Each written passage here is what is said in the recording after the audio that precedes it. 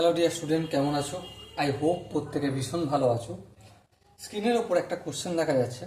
যে কোশ্চেনটা কি বলেছে সেটা প্রথম আমরা মন দিয়ে পড়বো এবং বুঝবো কনসেপ্টটা কি। ওকে, তাহলে চলো শুরু করা যাক।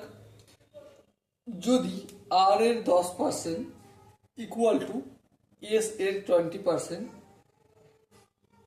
ওকে, এস এর 20% ইকুয়াল টু টি এর 30% এবং টি এর 100% ইকুয়াল টু আর এর 100% ইকুয়াল টু টি এর x%, তাহলে এক্স এর মান কত?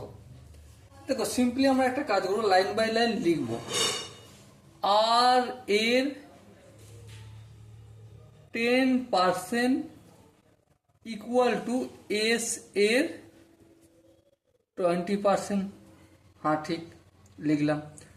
তাহলে এর মানেটা আমি একটু এলাবোরেট করে কি লিখবো? হ্যাঁ লিখবো, চলো লিখছি সেটা।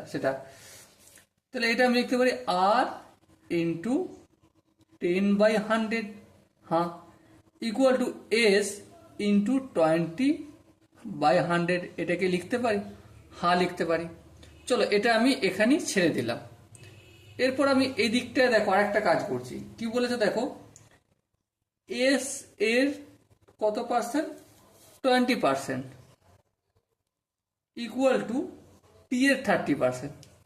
টি এর 30%, এর মানেটা একটু এলাবোরেট করে লিখলে কি পাবো? S into 20/100 equal to T into 30/100। হ্যাঁ ঠিক। তার মানে একটা জিনিস ধ্যান দিয়ে বোঝো যে এখানে এস ইন্টু 20/100 এটা আর ইন্টু 10/100 এর ইকুয়াল। আবার এখানে এস ইন্টু 20/100 এটা টি ইন্টু 30/100 এর ইকুয়াল।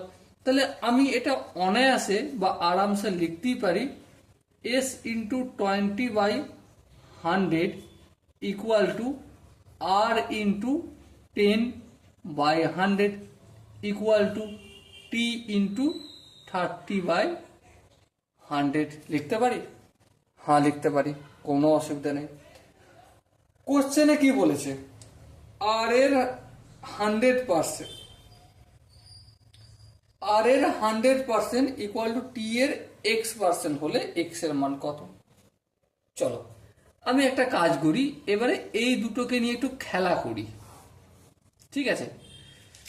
চলো দেখো, আর ইন্টু 10 আছে, হ্যাঁ, এটা নিচে 100, এই নিচের 100টা পার্সেন্টেজে কনভার্ট হয়ে যায়, হ্যাঁ, তাহলে এটা কিছু করার প্রয়োজন আছে? না, নেই। তাহলে আর ইন্টু 100 কখন হবে? যখন আমি এটাকে 10 দিয়ে গুণ করব। হ্যাঁ ঠিক ঠিক। ইকুয়াল টু, যদি বাম দিকটা 10 দিয়ে গুণ করি তাহলে আমাকে কি করতে হবে? ডান দিকটাও তো 10 দিয়ে গুণ করতে হবে, করে দিলাম বাই 100, ব্যাস মিটে গেল। আলটিমেট এটা কি পেলাম? এটা কি পেলাম? 100 আর বাই 100 পেলাম। আর এটা কত কি পেলাম? 300 টি বাই 100 পেলাম। হ্যাঁ ঠিক। তার মানে এটা আমি যদি এটা সাজিয়ে লিখি তাহলে কি লিখতে পারি? আর এর 100 এই নিচের এই 100টার জন্য পার্সেন্টেজ লিখতে পারি, ইকুয়াল টু টি এর, কি বলেছে, টি এর এখানটা কি হবে?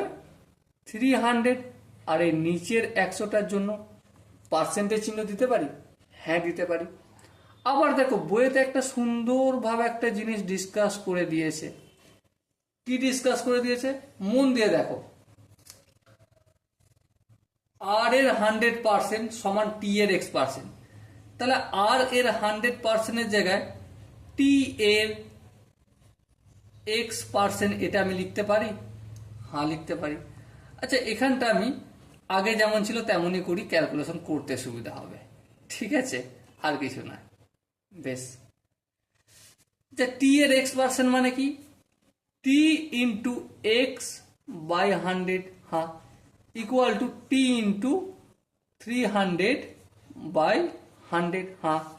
এবার দেখো এক্সটা এদিকে আমি ফিক্স রাখবো, বাকি সব আমি ডান দিকে পাঠাবো। টি ইন্টু 300/100, এই 100টা কি ছিল, ভাগ ছিল, অপোজিট দিকে গেলে অবভিয়াসলি গুণ হয়ে যাবে। আর এই টিটা কি ছিল, এক্স এর সাথে গুণ, অপোজিট দিকে গেলে ভাগ হয়ে যাবে, করে দিলাম।